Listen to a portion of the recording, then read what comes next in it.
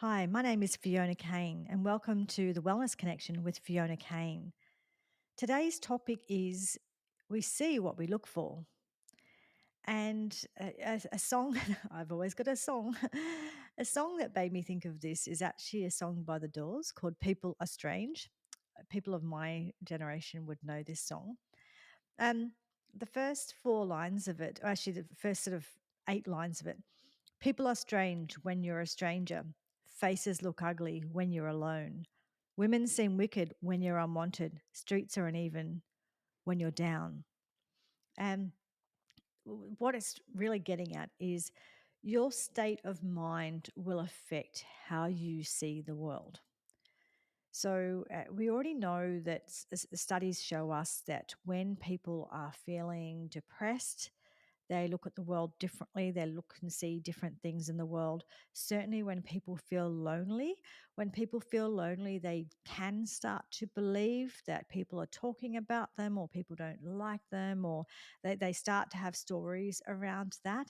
I've talked about this podcast before, but it was really well explained in Guy Winch's TED Talk. He has a TED Talk called Why We Need to Practice Emotional First Aid. So that's by Guy Winch. And he talks about it in there and how, and he used a story of how he's got a twin brother. And I think it was their birthdays, and they were living apart for the first time. They'd always lived together, and they were living apart in different countries. And his brother was supposed to call him on their birthday, and that was a tradition. They always talked to each other on their birthday. And he'd been feeling really, really lonely because he'd been living away from his family for a long time. And his brother didn't call him all day, and he was thinking, oh, maybe our relationship's not what it used to be, and maybe we're not as close as we used to be. And it was all these thoughts about why his brother hadn't called him.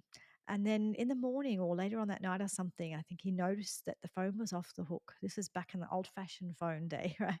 And he put it on the hook and it rang straight away. And it's his brother. He said, where have you been? I've been trying to ring you.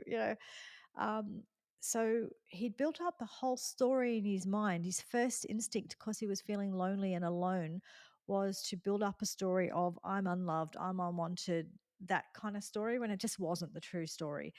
So we do know that when we're feeling negative, when we're feeling lonely, when we're feeling disconnected, we can and do make up stories. And I'm not saying that stories don't ever have any truth in them. Sometimes they do, but sometimes it'll have a truth in it, but then we will make it bigger and better and elaborate on that story. Or sometimes it really is just a complete story, a complete made up story as well. So both is possible. But so you see what you look for. So if you believe the inherent goodness of most people, that most people are well intentioned, which I do believe. I know it's not everybody. I'm not completely naive. However, I do believe most people are well intentioned. When you believe that and you go out into the world, you will see people from that perspective. And if someone does something that you perceive as a slight on you, or that something that you don't like, you won't necessarily automatically think they did that because they hate me, or they did that because they're out to get me. You might just think they did that because they're probably having a bad day, or they did that because they got confused, or there was a miscommunication or something like that. So when you're looking for, okay, that's just another human being out there in the world, we're just trying to figure out how to get through our day, you've got no idea what's going on for that person. So the reason that they crashed into you, the reason, I don't mean with their car, that's a whole other story, but that's this sort of stuff as well, but like bumped into you, or the reason that they ignored you, maybe they really didn't hear you, maybe they're just totally in their head and they've got lots going on. But what we do is, if we're in that kind of negative frame of mind, we look for, oh, they deliberately didn't talk to me, they didn't want to talk to me, they're out to get me. And occasionally that sort of story might be right, but more often than not, that's not true. And the fact, actually, it's quite funny, because we think that other people are thinking about us so much. And how much time do you spend thinking about everybody else, and how much time do you spend thinking about your own stuff, right? Most of us are in our own stuff. We're just like, we're going to do a thing and I'm going to do a thing. And on the way home, I've got to go to shops and I'm going to dinner and I've got to pay that bill and I'm going to thing. Right. We've got all of this stuff going on. So we're not walking around thinking, oh, I hate that person. I hate that person. That's not really what's going on for most people. So it's quite funny that we assume that other people are, walking around everywhere judging us or thinking about us when more often than not, they're just doing their own stuff, right? So we do tend to see what we're looking for. So you've got to pay attention to what you're looking for because two people could see the same thing and you see this all the time and they come back with different, whether it's a film, whether it's the weather, whether it's go on a holiday, whether it's go to a restaurant, right? And sometimes it can be like they just literally did have a different experience because you can, because it complete different meal, different whatever, different time of day, different staff member. But honestly is that if you go there thinking that they're out to get you, you'll assume that everything they do, that's everything that it's confirmation bias. You'll look for confirmation of that, right? So oh, okay, yep, yep, they took that person before me that deliberately was a slight against me when maybe they just didn't see you, or they were late bringing my meal, or they were late coming to me. Again, it's a slight against me. And sometimes more often than not, these things, it's just there's mistakes or there's other things going on. So what we look for is what we see. So, what I try and do, and I don't get this perfect all of the time. My mentor will tell you some of the days that I talk to her and say, everything's wrong. The whole world's out to get, we all have our moments. It's okay to have those moments. But essentially, what I try and do in my life is I try and look around and look to see. So, what is great about today? Okay, well, it's winter, it's kind of cold, but the sun's shining. A lot of places where it's winter, they don't get the sunshine. And I live in Sydney. We get the sunshine most of the time, even on the coldest of days, we get the sunshine. So the sun's shining. And there's some beautiful views outside of my windows here and beautiful trees and countryside. There's lovely walks I get to do around here. I have food in my fridge, I have heating, I have blankets, I have warm clothes. There's all of these things that are working in my favor.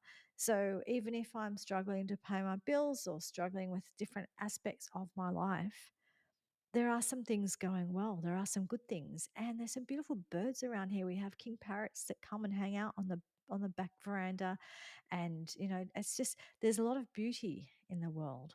And I really try and make a point of seeing it. And sometimes I forget and I'm kind of like, Fiona, you've got to go out there. You've got to find it. And I go outside and you look at the cloud formations, you look at the trees, the flowers, the birds, whatever it is, the butterflies. But there is beauty in the world. And you will see beauty in the world in people as well, because you'll see people doing lovely things. If you look for that, you will see that. The other thing too is if you want to see that, I can't remember now who this saying was, but it was be the change you want to see in the world. Maybe someone in the comments can remind me who that was. I can't remember who that was. But exactly that, right? So if you want to see beautiful things and lovely things and kind people, go out and do something kind. Go out and buy someone a coffee or pay someone a compliment or open the door for someone or pay for someone's meal or I don't know, buy a surprise for one of your friends. Send someone a lovely card. Send someone a nice text. That you can do kind things. So if you want to see beautiful things in the world, create beautiful things in the world. Create some beautiful art, whatever it is. But you go out and you create the beautiful thing in the world because you're part of the world. So if you're not seeing something in the world, if you don't like what you're seeing in the world, then you can contribute, and you can contribute your part, and you can contribute your beautiful thing. I think it's just really, really important to remember that we do see what we're looking for, and we're looking for proof of a belief that we have. And I've talked here a lot about in different podcasts about stories and beliefs and things like that. And it's useful to, even though we might have a belief, it's useful to be somewhat open minded and not just look for confirmation of what you believe, but look for confirmation of a different answer, because sometimes there is actually a different answer. So we really do need to know what the answer is. And if all you're doing is looking for confirmation of the answer you want it to be or you think it is, you might miss something.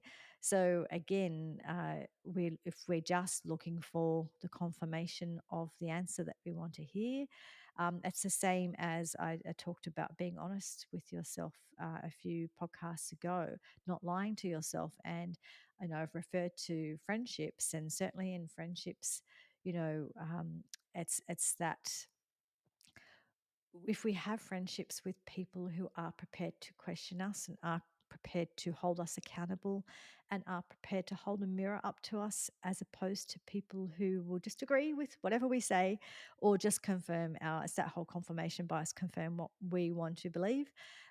It's not, it doesn't challenge you and you don't learn. You do not learn if everyone around you says, yes, you're right. Yes, you're right.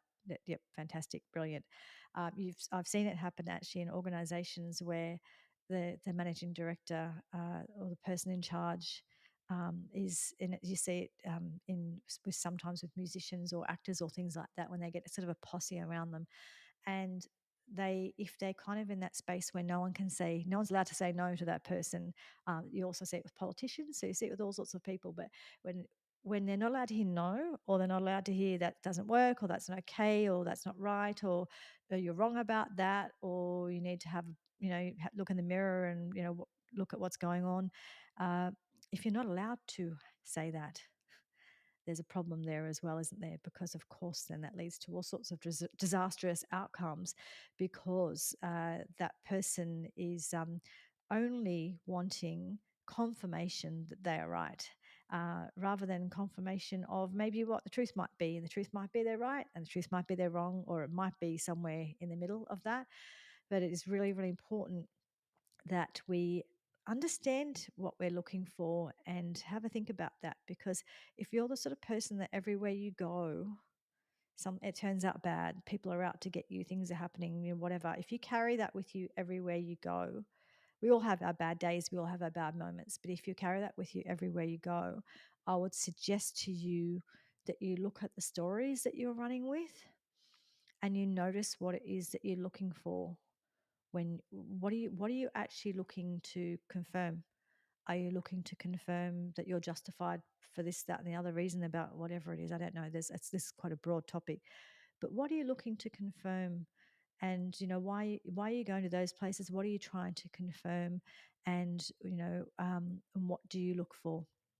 Because I guarantee when you stop and look at these things, you will notice that you have a story that you're running with, and you are going to certain places or choosing to look at things in a certain way to confirm those stories one way or the other, whatever you believe them to be. And like the same thing goes for, in the media, when something happens in the media and something happens with a Hollywood star or something like that, and people will come out and say "Rah, rah, rah," on one side, and then there'll be people on the other side with their equal opposite reaction, whatever. And sometimes one side might be right, the other side might be right, but often the answer somewhere in the middle. And but we kind of look for the confirmation that we're right. So we do very much find what we're looking for. And I think this is actually, I think I'm going to do an episode coming up, and I won't do it on my own. I'm thinking of someone I know who could help me with this, talking about manifestation. But manifestation is kind of, it's when you imagine what could be true and kind of make it come true. But it doesn't just come true because you've imagined it. It's usually a few steps in between. So I'm not just talking about, oh, I imagine it and then I leave it at that. But manifestation requires you to look for opportunities. So you kind of might have in your mind that this is what the dream is, but it requires you to look for opportunities. So when you're going on in your life and you're looking around and looking at what's out there and what's available, you're looking for opportunities, and you're looking for confirmation that it can be done. You're looking for confirmation that you can achieve it, right? So if you're looking for confirmation that this thing can be done and this life can be achieved, there's life that you've got in your mind, or this goal that you've got in your mind, and you're looking for, you're putting out the energy into the world of, this is what I'm looking for, putting out the energy for anyone who's aligned with that goal or that energy. That you will attract those sorts of people to you, and then you'll happen to attract the right person who will know the right thing and who will teach you the right thing or have that ingredient that you need or whatever it is. But that's, it's interesting when you have a very clear vision and when you're manifesting and when you are looking for the opportunities and looking for the people and putting that energy out into the world. It's amazing how the universe meets you and things kind of just start to connect and things start to happen. Whereas if you were going out in the world looking for proof that you can't do it, no way, not possible, can't do it. And now there's a proof over there. See, there's proof that I can't do it. There's another level of proof that I can't do it. And I know that I'm pretty good at this one, so I'm not having a go at anyone. This is one of my special talents. It's like, yeah, I told you I can't do it because of that. I can't do it because of that can't word constantly. But we look for that confirmation. So what's the difference between people who do it and people who don't? And what's the difference between, say, someone like Elon Musk or someone else who's complaining in their basement that nothing ever comes their way? Well, they go out into the world and they have big dreams and they're prepared to fail and they take risks. I've got an interesting podcast coming up soon about success and failure. I won't tell you too much about that right now, but you'll be seeing that soon. If it comes out in the order that it's next, it might end up being before this one, but I think it will be after. Not sure. Um, but it's a subject that I find really, really interesting. But what is the difference between the person who doesn't get there and that person? Some of it is luck. That there's luck and there's a whole bunch of other things going on. But it's interesting when people say that something's luck. Whenever you see, I know that I've talked about him before. There's a musician, artist who I love. His name is Ren Gill, and he's from Wales, and he's having great success right now. And a lot of people are like, "Oh wow, he's just made it." Yeah. He's been doing it, I don't know, for I can't remember how long, but for a very long time since his teens, and he's in his early 30s now. So he's been doing it for 15 years or something like that, right? And now overnight success.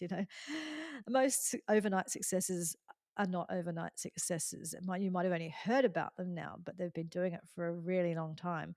And that's the thing. So I think it's, I think what is it that now there's a saying about kind of I think it's luck is when preparation meets opportunity. So you've prepared, you've worked hard, you've learned your craft, or you've practiced over and over again, or you've done lots of failing to figure out what doesn't work, so you can figure out what does work.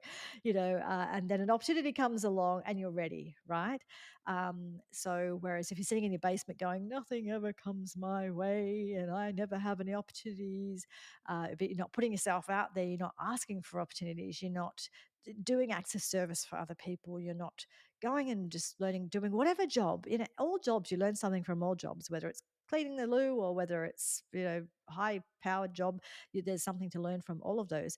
But if you're not putting yourself out in the world, if you're not engaging in the world, if you're not engaging in ideas, if you're not engaging with other people, if you're not dreaming about what you might want to do, and if you're not prepared to get out there and do it and fail, well, where's the opportunity going to come from?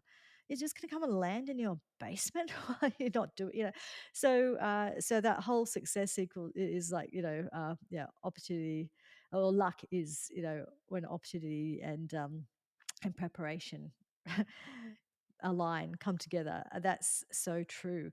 So again, it's you see what you're looking for. So my encouragement would be look for opportunities, look for beauty because there is beauty in the world, and look for things that prove that most people are decent people because it's true. Look to see that other people are hurting and other people are doing it tough. It's not just you. And the more you realize that, I think the less alone you will feel because you're not the only one who's suffering. But when you're looking for opportunities, when you're looking for beauty, when you're looking for what is right with the world, it's not being ignoring the facts of life. It's not ignoring the truth about some things in the world, not at all. The thing is that we generally have a good idea about what's wrong with the world, and we have a good idea about the negative things. But if you go out there and you're just looking for the negative things, that's all you will see and it's all you will find. But if you go out there and you look for the positive things, if you look for the people who inspire you, you know, even without, Go to the library and get autobiographies of people who inspire you. Read novels that inspire you. Listen to podcasts that inspire you, and like, get involved in the world. The more that you get involved in the world, and the more that you are willing to fail, and the more that you are willing to look for opportunities, look for beautiful things. And like I said before, not just look for them and look for beautiful things, but create opportunities. Go out there and do things, and do kind things for other people. I still can't remember who it was that said, but be what you want to see in the world. You put that out there, you put that energy out there into the world, and that's the kind of energy that will come back towards you. And it really is a thing that we all, from an energy point of view, how, I think I've talked about this in the energy. I did have an episode about energy, a podcast about energy, but how people make you feel. So if you're with someone and you walk away and you feel drained, as opposed to if you're with someone you feel good. So we all have like a vibration or an energy that we are at, and people are drawn to your energy. So depending on what your energy is will depend on what type of people who are drawn to you. So you will draw people, you will draw opportunities, you will draw lots of things to you if you have that right energy. And you get that right energy. You don't get that right energy because you wake up one day and go, oh, I hope I've got the right energy. You get that right energy because you look for opportunities. You look for the goodness in people, and you are kind to other people, and you do things for other people, and you do acts of service, and you essentially just get engaged in the world, and you offer positive things to the world, and you look for positive things to come back to you. And that's how you get that energy. And you educate yourself in whatever way. Education is not just university. Lots of different ways to educate ourselves, but you build up your mind and your body, and you build up relationships and all of those things. And the more we do that, the more we have better energy, and the more we will attract the right people. I know that when I'm really kind of negative, and in different times in my life where I've been looking for all the wrong things, I've been finding all the wrong things. It's funny how the wrong people will find you, but things start aligning, and I start attracting all of the right people, all of the right opportunities in my life when I'm feeling aligned and good about myself, and I'm looking for opportunities and looking for beautiful things in the world. Anyway, I think that that's enough for today, but essentially, you know, think about what you want to find in the world, and what story you're running, and choose a different story if you want to see and find beautiful experiences in the world, because they are there. Negative experiences are there too, of course. If you look for good stuff, you'll get at least a good balance of good stuff and bad stuff in the world. Whereas if all you're looking for is a confirmation of bad, everything will be bad, and that will be really depressing. And so, yeah, and check out The Doors. People Are Strange. Jeez, it's a great song, great band. Again, showing my age, but that's all right. I love all the old music. It's great. I love some new music as well. Quite broad with my music. I have to do an episode just about music. I could probably do just a whole podcast on music, actually. Anyway, just be aware of what you're looking for, because you do find what you're looking for. So look for some good things while you're out there as well. And I'd love to hear your feedback. Please give me your feedback below. Wherever you're watching or listening to this, and please like and subscribe. I really, really want more people to be able to access this podcast, and it comes down to you sharing it with your friends and liking and subscribing wherever you happen to be watching or listening to this podcast. Thank you so much, and I'll talk to you next week. Thanks. Bye.